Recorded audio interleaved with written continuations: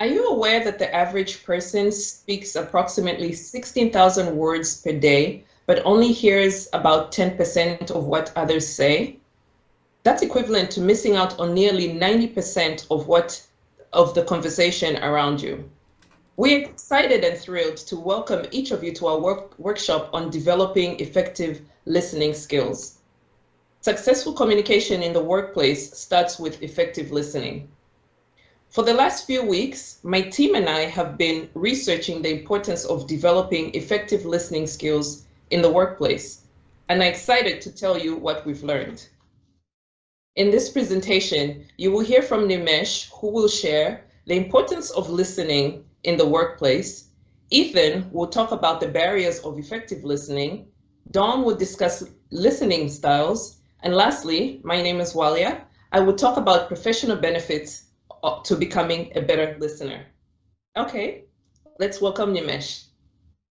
Thanks, Walia. Now I will share few points regarding the importance of listening in the workplace. Effective listening is crucial in workplace as it enhances communication, build trust, and forecast collaboration.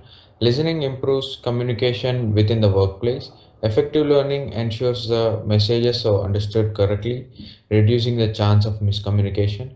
According to Ternadico in her article titled as Listening, the most important skill in the workplace, published in 2013, effective listening skills are crucial in navigating and understanding complex workplace dynamics.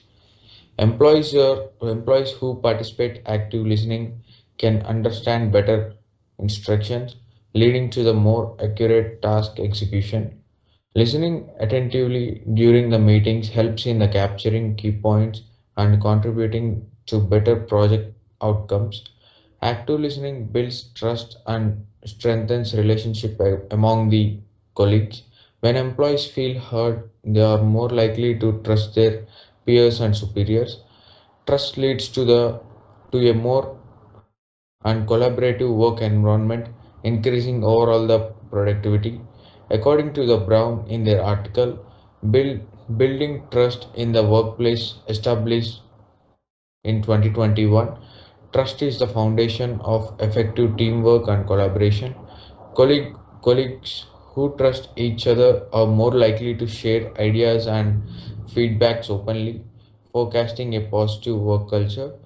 Good listening skills enhance problem solving and innovation. Listening to diverse can lead to a better and more innovative solutions to the problem.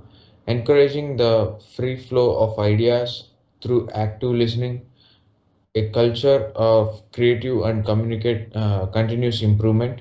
Effective listening helps in reducing workplace conflicts. For instance, during my summer employment, my manager held weekly meetings to address any issues or concerns we had. We had to ensure our comfort and well-being. Employees who feel their opinions are valued and heard are more engaged and motivated. Higher engagement results in the better job satisfaction and lower turnover rates. Learning Learning the importance of listening in the workplace plays a significant role in keeping the workplace happy and peaceful. I will now hand it over to the Ethan to describe the barriers of effective listening in detail. Thanks, Nimesh. So yes, my name is Ethan, and I'm going to be explaining the barriers to effective listening. On my first slide, we have the most four critical that I believe. So I have the environmental, physiological, psychological, and cultural barriers. So firstly, I'm going to go over environmental. It's just being comfortable in the workplace and being able to adapt to certain abilities. Environmental, it mostly stems from hectic workplaces and being invited to distraction. That can lead to lack of efficiency, lack of results. So it is important to be able to control your environment and be able to be comfortable being uncomfortable. Psychological, it could stem from many things, even being fueled for your workday or how you present yourself physically. Body language is a crucial point in that one. If you look like you aren't involved fully, people will pick up on that and just assume you're not a very good listener. And we don't want that. We want to make sure that we're actively involved in the conversation and being sympathetic or empathetic to whatever we need to react to. There's actually a article written by Harappa in 2021. Our body reacts on switches and delays, and if we're not up to a certain standard with our body, those delays can be increased and it can be misconceived as us just not being a good listener. So psychological, we can mostly describe that as the challenging one because it stems from being experienced in situations, being able to handle anything and everything that comes your way. Um, it's practice, practice, practice, just dealing with those tough situations. You'll get better at it as you go on, but it is important being able to take that. Another big one is like when someone is trying to give you feedback, not to take it necessarily as criticism, but invite it to you trying to become a better person or better worker. So yeah, cultural can stem from it actually doesn't really stem from anything. It's being able to understand how the world works, different locations, just not your own. And like for example, in most countries in Europe, they point open palmed. The U.S. we actually don't think about it too much. We point, and that's considered rude to some people. So in my next slide, I'm going to be saying how we can get over some of those barriers to try and help us out. Environmental, adapting. That's a crucial point in that one. Obviously, it does have a limit. There are boundaries that need to be set in the workplace. If they're not being met, you should talk to a superior and try and get yourself moved from that situation if it does come to that point. Physiological, being aware of how you present yourself is the key part there. It's going to take practice again. It's mostly comes from the physiological point in which these two tie together. Once everything starts clicking up here, your body's going to start flowing with it. It's going to be a lot easier. And then cultural is just doing research, being open-minded on how people from different countries work, their hierarchies, and just learning how they operate. Obviously, it is going to be tough because there are many different learning styles, which is actually what I'm going to give to Dom right now to explain those learning styles. Thanks, Ethan. Learning and understanding your own listening style is important to developing effective listening in the workplace. Not everyone listens in the same way, but people default to one specific listening style. For me, I'm a relational listener. When I'm listening to someone, I'm mostly concerned with connecting with the speaker on an emotional level so I can understand where they're coming from. Relational listeners are non-judgmental about what others have to say and focus on understanding and supporting rather than evaluating them. The biggest strength of this listening style is that the people being listened to are more satisfied with their workplace relationship. When a relational listener is attending to appear at work, there is a positive benefit. Every listening style has its drawbacks, however, because it is quite easy to become overly involved with others' feelings, which in some situations can be seen as intrusive or rude. I want you to think about the last time that you sat down with someone and had a conversation. Did you carefully listen to what they were saying? Did you carefully articulate the questions you might have asked to understand what they were saying in greater detail? If you check these boxes, you might be an analytical listener.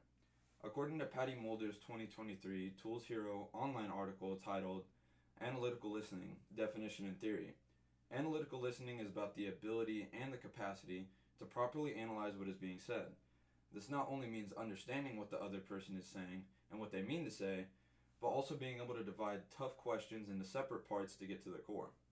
Analytical listeners can be especially helpful when the goal is to thoroughly assess the quality of ideas from a wide range of perspectives.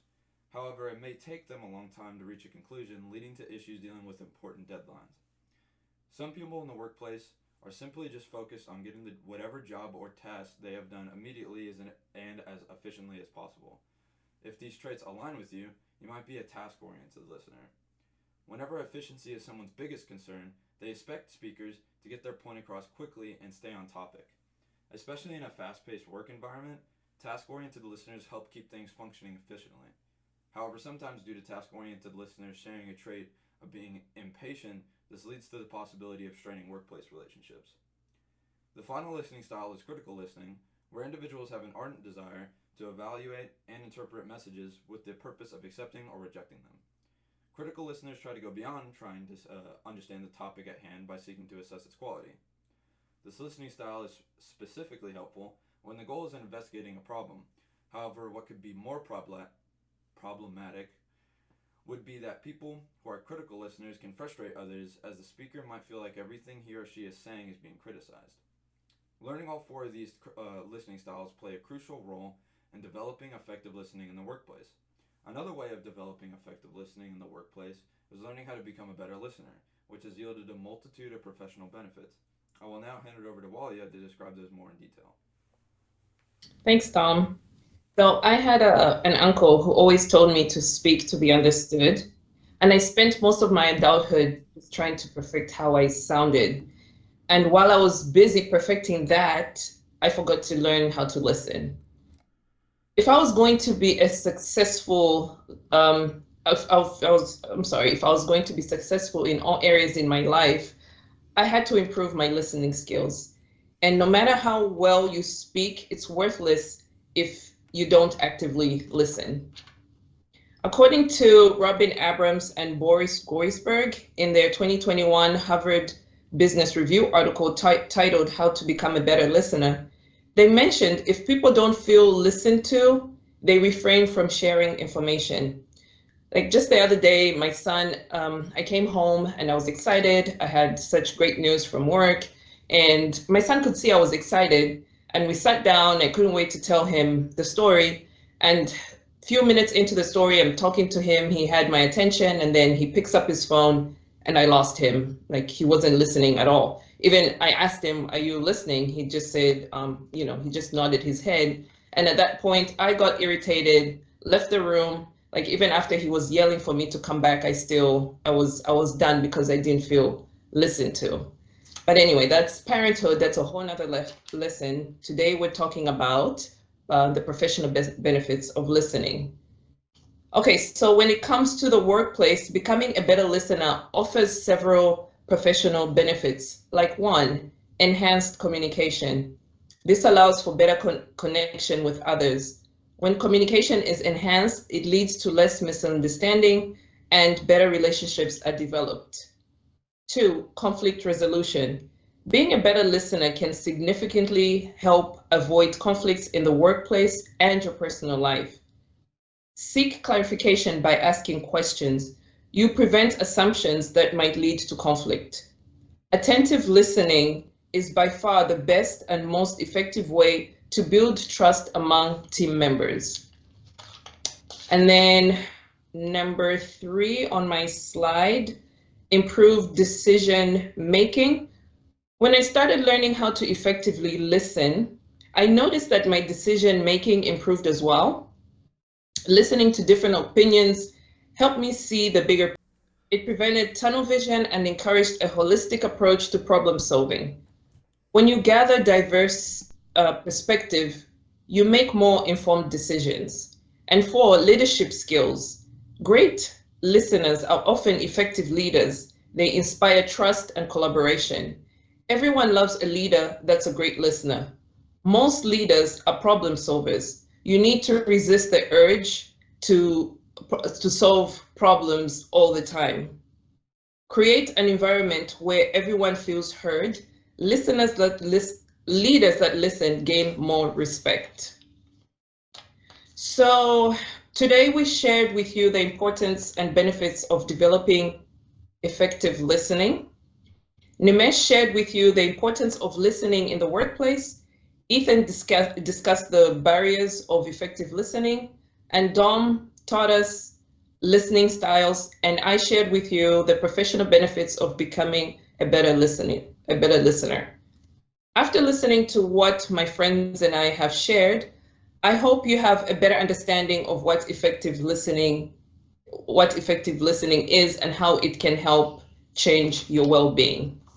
So my uncle was right about speaking to be understood, but you also need to listen to understand. Thank you for listening.